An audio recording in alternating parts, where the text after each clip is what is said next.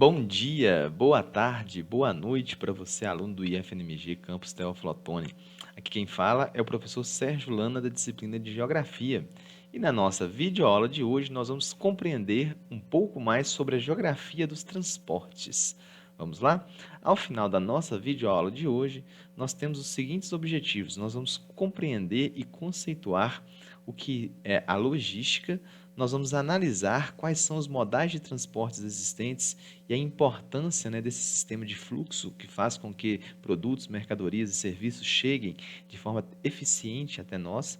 E nós vamos espacializar o sistema de transporte aqui no estado de Minas Gerais, utilizando para isso uma plataforma GIS, ou melhor, uma plataforma disponível na internet. Então, portanto, um WebGIS. Vamos lá, então? Então, para começar, a gente precisa de compreender como que, sobretudo em tempos de pandemia, os produtos têm chegado até a nossa casa, né? E aí, se a gente for analisar do ponto de vista do comércio eletrônico, ou do chamado e-commerce, né, essa atuação ela passa a ser ainda mais intensa, levando em consideração que nos últimos anos essa modalidade de comércio tem crescido de maneira significativa. Então, para sair de um determinado ponto até chegar ao consumidor final, com toda certeza, seja matéria-prima, seja produto em transformação, seja produto já acabado, precisa necessariamente de uma rede de transportes e de uma rede logística. Então, a logística, ela engloba todo o processo por qual determinado produto ele acaba passando, desde sua extração enquanto matéria-prima, passando pelo seu desenvolvimento enquanto produto em processo de transformação, até a sua chegada no estabelecimento comercial e no consumidor final, ele vai depender efetivamente de um sistema de transporte. Então, nesse contexto, a logística ela serve para fazer com que o produto ele chegue, ou a mercadoria, ou o produto em processo de transformação, chegue até um determinado ponto dessa cadeia produtiva da maneira mais rápida e eficiente, com o menor custo possível. Então, nesse contexto, nós temos diversos modais que podem ser utilizados de maneira distinta, separadas ou até mesmo de forma integrada através da intermodalidade. Então, aqui nós temos alguns exemplos em relação ao modal rodoviário, nós temos aqui o modal ferroviário, nós temos aqui o modal da representação do modal aeroviário, nós temos aqui a representação do modal hidroviário ou aquaviário, e aqui também nós temos o modal dutoviário. Nas próximas aulas falaremos especificamente das características de cada um deles. Então, na nossa proposta de hoje, nós vamos fazer uma análise mais global. E aí, obviamente, nós falamos que a logística, ela engloba todo o processo de transporte. E esse transporte e essa logística tem que ser eficiente, do ponto de vista do tempo, mas também do ponto de vista do custo efetivamente, porque todo e qualquer custo do transporte vai ser agregado ao produto final, vai ser cobrado no produto final. Então, nesse contexto, nós temos aqui a comparação dos principais modais de transportes, o duto, a hidrovia, a ferrovia, a rodovia e as aerovias, por onde os aviões eles vão percorrer. Então, nesse cenário, nós temos aqui que, se a gente considerar, por exemplo, uma ferrovia como sendo um custo associado a 1, a gente percebe que o transporte rodoviário ele é 5 vezes mais caro do que o transporte ferroviário, ao ponto que, por sua vez, o transporte aeroviário ele é mais de 15 vezes mais caro do que o transporte ferroviário. E aí, outros modais, como os dutos e as hidrovias, eles são ainda muito mais baratos do que, por exemplo, o contexto da ferrovia.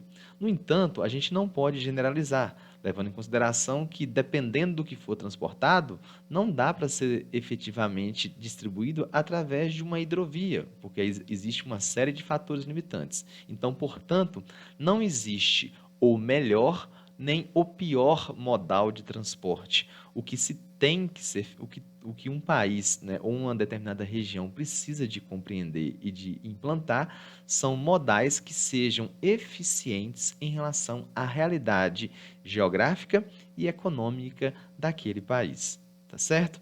E aí, levando nessa premissa de que não existe o pior nem o melhor modal, nós devemos fazer uma relação efetiva entre o custo do modal, que a gente viu no slide anterior, em relação à distância percorrida.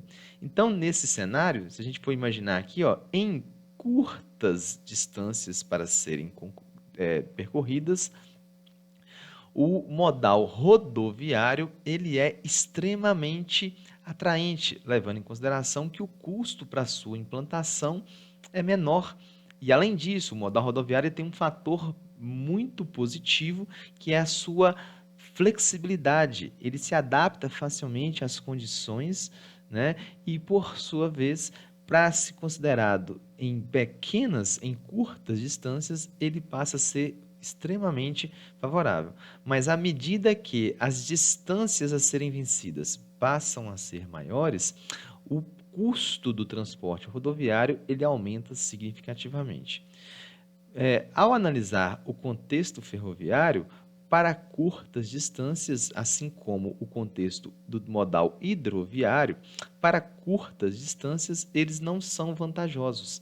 Mas a partir do momento que você tem que percorrer grandes distâncias, sobretudo com grande volume de cargas associadas, por exemplo, às commodities agrícolas e minerais, tanto a ferrovia quanto a hidrovia, elas passam a ser extremamente vantajosas do ponto de vista do valor do frete agregado. Ou seja, eles transportam grandes cargas por grandes distâncias a um preço muito baixo. E aí, dando continuidade a essa relação da matriz de transporte aqui no Brasil, a gente percebe nitidamente essa dependência do rodoviarismo, onde 65% de tudo que é transportado no Brasil se dá através da carroceria dos caminhões, enquanto que 15% está associado ao transporte de cargas na modalidade das ferrovias, né, o transporte ferroviário,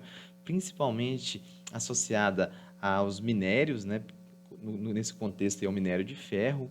E aí nós temos também aqui a participação do transporte associado à navegação de cabotagem, que é a navegação que liga, né, um mesmo país a partir da costa litorânea, ou até mesmo em relação aos grandes rios, como é o caso do Rio Amazonas aqui no Brasil. Então, 11% da carga transportada no Brasil se dá através desse sistema de navegação. O transporte hidroviário, né, em mar aberto, em grandes rios, apresenta 5%, e o transporte dutoviário, as dutovias, correspondem aí a 4% do que é transportado no território brasileiro. Então, nesse contexto, ao analisar aqui, a gente consegue compreender essa noção da dependência do modal rodoviário. Além disso, a gente tem que analisar também que esses sistemas de transportes, eles não são, na verdade, concorrentes. Como eu disse, não existe o melhor nem o pior modal de transporte. O que se deve fazer é que haja uma relação não de concorrência entre esses modais, e sim de complementariedade, tá certo? E ao final da nossa aula, nós vamos analisar efetivamente como que se dá a matriz de transporte aqui no território mineiro. Além disso, como que esses transportes eles estão organizados. Bora lá então? Aqui nós temos um WebGIS do governo do estado de Minas Gerais, que é o ID-CISEMA. Aqui nós temos uma série de informações geográficas que podem ser exploradas. O link para o acesso a este sistema, ao WebGIS, está disponível na descrição desse vídeo. E aqui a gente pode navegar por diversos segmentos, desde associados aí a questões da hidrografia, do relevo, da vegetação, mas para a nossa videoaula de hoje o que nos interessa é o sistema de transporte. Então, nesse contexto, num primeiro momento, a gente pode aqui representar as rodovias estaduais no estado de Minas Gerais, né? Então você percebe a grande densidade de malha rodoviária no Brasil, Se a gente for levar em consideração apenas rodovias, Minas Gerais é o estado com a maior malha rodoviária do Brasil. Boa parte dessas rodovias, é verdade, sobretudo aqui nessa região do extremo nordeste do estado de Minas Gerais, não apresentam boas condições de circulação viária, ou seja, estão em péssimas condições, né? É, Além das rodovias, nós temos também aqui no estado de Minas Gerais algumas ferrovias, como a gente consegue identificar aqui, né? Essa ferrovia, talvez uma das mais famosas aqui do estado de Minas Gerais, é a Estrada de Ferro Vitória-Minas, que interliga a região mineradora central, né? Sobretudo a região de Mariana, de Itabira, passando pelo Vale do Aço, por Governador Valadares, com destino ao porto em Vitória, no Espírito Santo.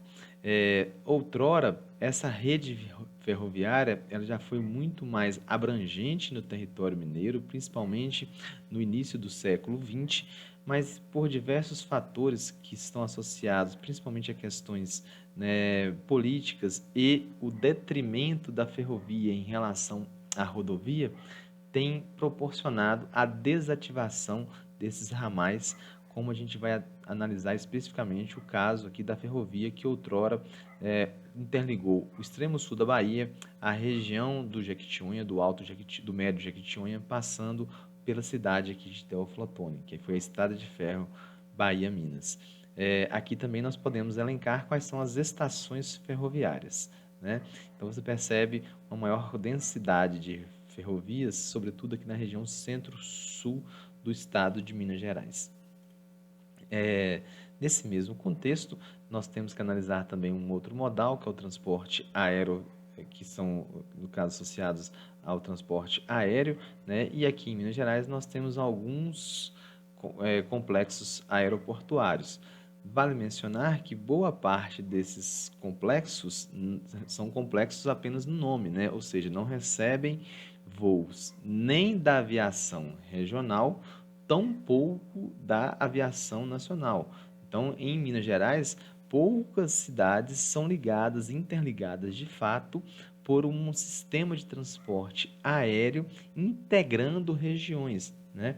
Então, por exemplo, você tem aqui no norte de Minas a cidade de Montes Claros, né? No leste de Minas, o Governador Valadares, que está aqui representada, no Triângulo Mineiro, Uberaba e Uberlândia, na Zona da Mata, a cidade de Juiz de Fora, mas esses outros aeródromos são aeroportos de pequeno porte, que não operam voos comerciais, tá certo? E aí, nós temos também aqui no estado de Minas Gerais o contexto associado às hidrovias, né, o transporte hidroviário, e aí a gente destaca a hidrovia do Rio São Francisco, que a partir da cidade mineira de Pirapora até o extremo norte da Bahia, na fronteira com o estado de Pernambuco, você tinha, ao longo do século XIX e do século XX, uma hidrovia navegável, que era a hidrovia do São Francisco. Hoje, em função das condições de intenso assoreamento, bem como, né, fatores diversos, fazem com que essa hidrovia não seja mais tão utilizada assim. Mas, do ponto de vista do mapeamento, ainda identifica-se, né, possibilidades de transporte hidroviário em trechos desses rios. Mas, volto a dizer, não se trata efetivamente de utilização plena, levando em consideração fatores limitantes, como, por exemplo, a própria condição de degradação desses rios, como a quantidade de rios assoreados, bem como a redução da vazão significativa ao longo de períodos de estiagem que impedem qualquer tipo de navegação, como, por exemplo, acontece aqui no Rio Jequitinhonha ou até mesmo na bacia do Rio Doce. Tá certo? E para terminar, a gente associa ao transporte dutoviário, que Minas Gerais é um dos principais estados do Brasil com uma densidade maior de dutos. E esses dutos servem tanto para o transporte de gás ou de óleo, né, como também para o transporte de minério, que são chamados minerodutos. Aqui nós temos a representação de dutos, né, saindo do interior do estado de São Paulo em direção ao centro-oeste do Brasil, passando pelo Triângulo Mineiro, Aqui também nós temos um oleoduto que sai das refinarias de Duque de Caxias, no Rio de Janeiro, e vai até a refinaria Gabriel Passos, em Betim. Então, o transporte de óleo, né, o transporte por óleo, o transporte de óleo em um duto, né, dá-se o nome, então, desse sistema de oleoduto. E aqui nós temos um mineroduto, que é uma linha, né, um ramal, no qual você tem a exploração de minério na região mineradora, especificamente aqui na região de Mariana, né? Esse mineroduto é o mineroduto da Samarco, pertencente à empresa Samarco, que, que direciona a polpa do minério de ferro em direção ao litoral do Espírito Santo, numa cidade chamada Anchieta, onde esse minério, então, ele é beneficiado e destinado à exportação. Então, portanto, são alguns sistemas, né, modais de transportes que nós encontramos aqui no estado de Minas Gerais. Então, pessoal, era isso. Um abraço e até mais. E se liga nas próximas videoaulas que nós vamos distinguir e nós vamos aprofundar em cada um desses modais.